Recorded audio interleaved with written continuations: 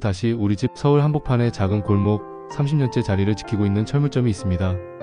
주인장 김성호는 올해 61세, 평생을 성실하게 살아온 가장입니다.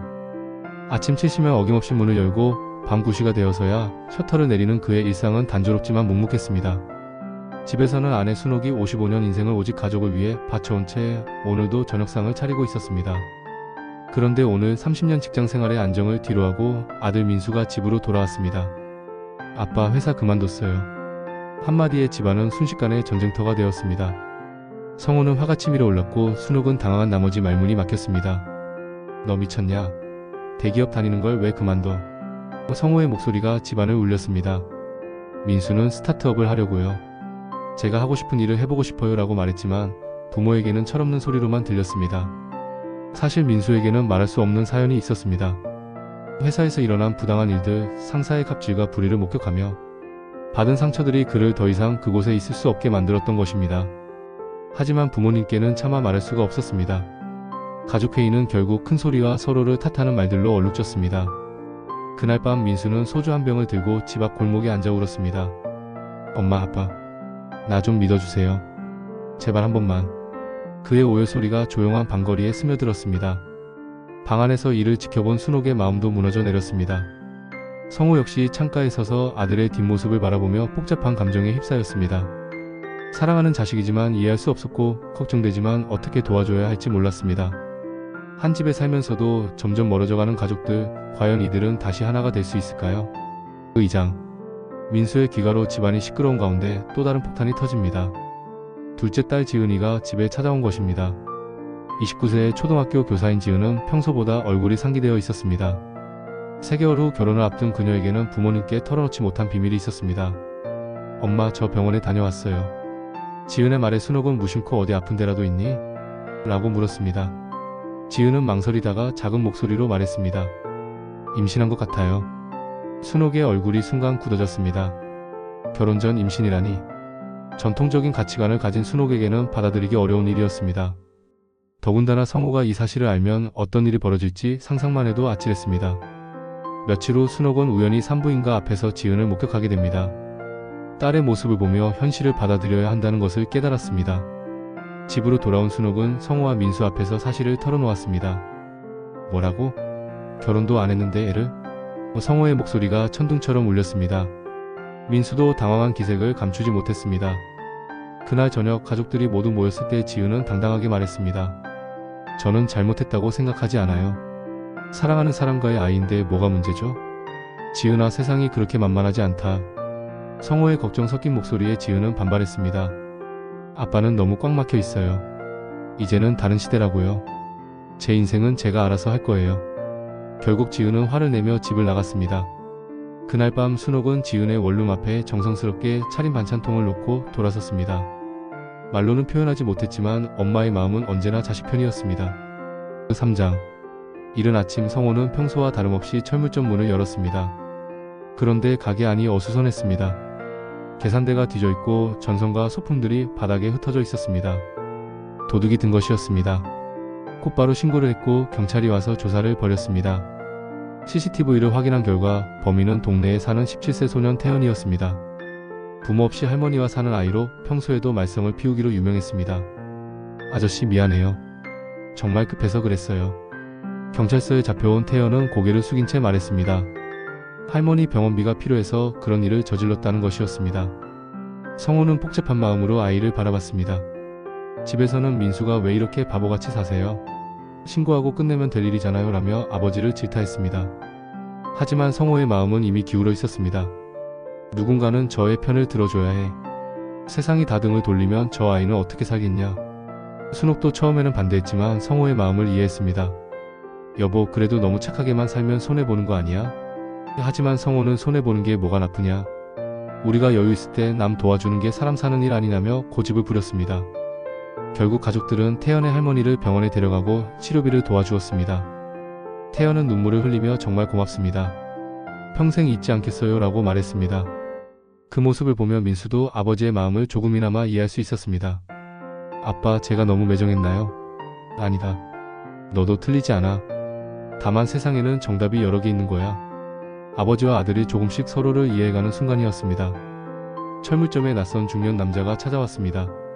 20년 전 성호와 함께 사업을 했던 옛 친구 병철이었습니다.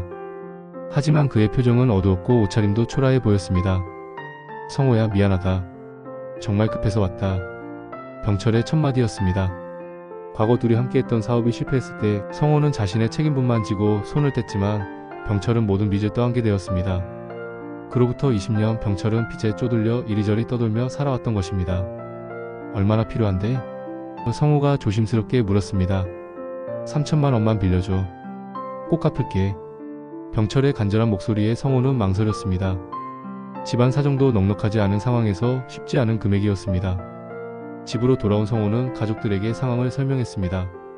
민수는 즉시 반대했습니다. 아빠, 정신 차려요. 20년 전에 한 번 속았는데 또 당하시려고요? 지은도 아빠는 너무 쉬워요. 사람들이 이용만 하잖아요 라며 걱정했습니다. 순옥 역시 여보, 우리도 애들 결혼시키고 할 일이 많은데라며 반대 의견을 냈습니다.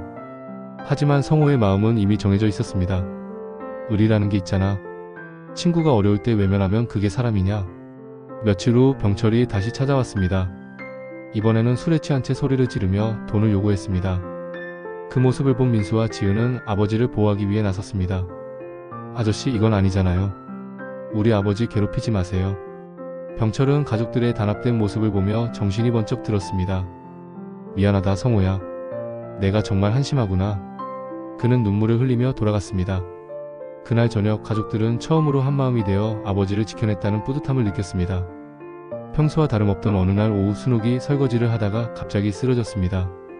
급히 병원으로 옮겨진 가족들은 순옥 응급실 앞에서 초조하게 기다렸습니다. 언제나 건강해 보였던 어머니의 갑작스러운 응급 상황에 모두가 당황했습니다. 다행히 검사 결과는 과로와 스트레스로 인한 일시적인 현상이었습니다. 하지만 의사는 지속적인 관리가 필요하다며 가족들에게 주의를 당부했습니다. 병실에 누워있는 순옥을 보며 가족들은 처음으로 어머니가 슈퍼우먼이 아니라는 것을 깨달았습니다. 다 내가 잘못했어. 엄마한테 너무 짐만 대고. 지은이 눈물을 흘리며 자책했습니다. 민수도 제가 집에 들어와서 엄마 속만 썩였죠라며 고개를 숙였습니다. 성호 역시 내가 바깥일만 신경쓰고 집안일은 다 당신 혼자 시켰구나며 아내의 손을 잡았습니다. 순옥은 가족들의 모습을 보며 오히려 웃었습니다.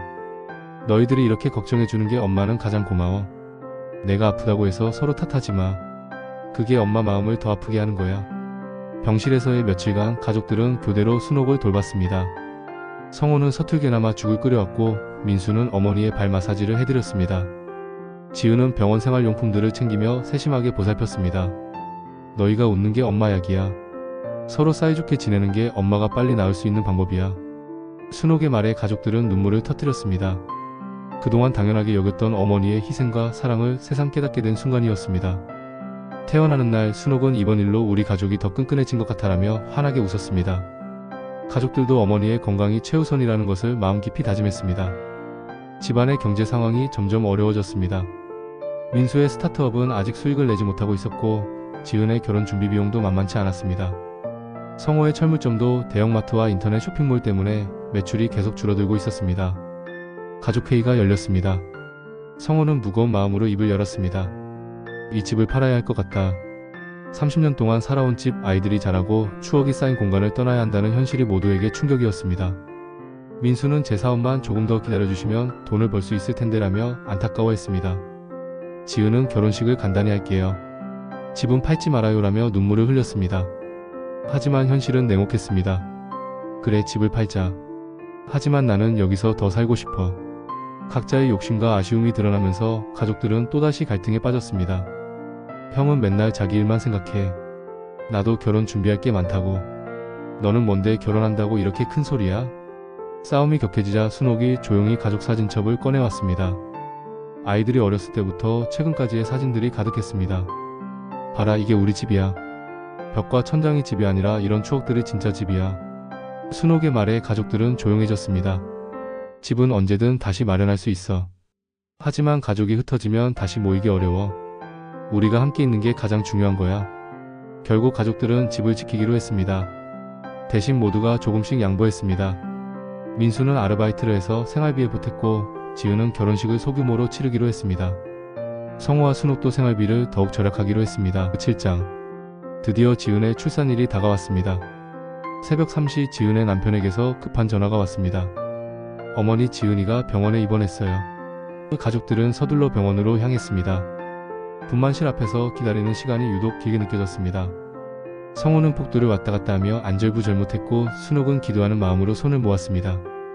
민수도 조마조마한 마음으로 분만실 문을 바라봤습니다. 왕! 아기의 첫 울음소리가 들려왔습니다. 간호사가 나와서 축하드립니다. 건강한 아들입니다 라고 알려주었습니다. 가족들의 얼굴에 안도와 기쁨이 동시에 스며들었습니다. 처음으로 손주를 안아본 성호의 눈에는 눈물이 고였습니다. 이 작은 생명이 우리 가족이 되는구나. 평생을 강하게 살아온 아버지의 눈물을 본 가족들도 모두 울었습니다. 순옥은 우리 첫 손주야. 할머니가 맛있는 거 많이 해줄게라며 아기를 어르고 달랬습니다. 민수도 삼촌이 된 기쁨을 감추지 못했습니다. 조카야, 삼촌이 좋은 회사 만들어서 너 뒷바라지 해줄게. 새로운 가족 구성원의 탄생은 그동안의 갈등들을 잠시나마 잊게 해주었습니다. 병실에서 지은을 보며 성호는 말했습니다. 딸아, 미안했다. 아빠가 너무 고집스러웠지? 아니에요, 아빠. 아빠 마음도 이해해요. 앞으로 더 잘할게요. 부녀 간의 화해가 이루어지는 순간이었습니다. 손주의 탄생으로 가족들은 새로운 희망을 얻었습니다. 하지만 여전히 해결되지 않은 문제들이 남아 있었습니다. 민수의 사업은 여전히 불안정했고 앞으로 더 큰 시련이 기다리고 있을지도 모르는 상황이었습니다. 민수의 스타트업에 결정적인 위기가 닥쳤습니다. 투자자들이 손을 뗐고 직원들도 하나둘 떠나기 시작했습니다. 1년간 쌓아온 모든 노력이 물거품이 될 위기였습니다. 집에 돌아온 민수는 좌절한 표정으로 가족들에게 사실을 털어놓았습니다. 아빠, 제가 졌어요. 회사가 망하게 생겼어요. 민수의 고백에 가족들은 충격을 받았습니다. 성호는 화를 참지 못하고 소리쳤습니다. 그래서 내가 반대했잖아. 멀쩡한 직장을 왜 때려쳤냐고. 순옥도 이제 어떻게 하려고 그래? 라며 걱정했습니다. 지은도 오빠는 너무 무책임해. 가족 생각은 안 하고 혼자서만 꿈꾸고라며 날선말을 던졌습니다. 가족들의 질책에 민수는 아무 말도 하지 못했습니다. 그날 밤 집안은 다시 한번 찬 기운으로 가득했습니다. 그런데 다음날 아침 갑자기 손주가 고열에 시달리며 응급실로 실려갔습니다. 의사는 며칠 더 지켜봐야 한다며 입원을 권했습니다. 작은 생명이 위험에 처하자 가족들의 모든 갈등이 사소해졌습니다. 병원에서 밤을 새우며 돌봤던 며칠 동안 가족들은 정말 소중한 것이 무엇인지 깨달았습니다. 돈이나 성공보다 우리가 함께 있는 게 가장 중요한 거구나. 성호가 먼저 입을 열었습니다. 민수야, 아빠가 미안하다. 내가 하고 싶은 일을 응원 못해줘서. 순옥도 아들의 손을 잡았습니다. 우리가 실패해도 괜찮아. 같이 있으면 언제든 다시 시작할 수 있으니까. 지은도 오빠 미안해. 내가 너무 이기적이었어 라며 사과했습니다. 손주의 병이 나아지자 가족들은 진심으로 화해했습니다.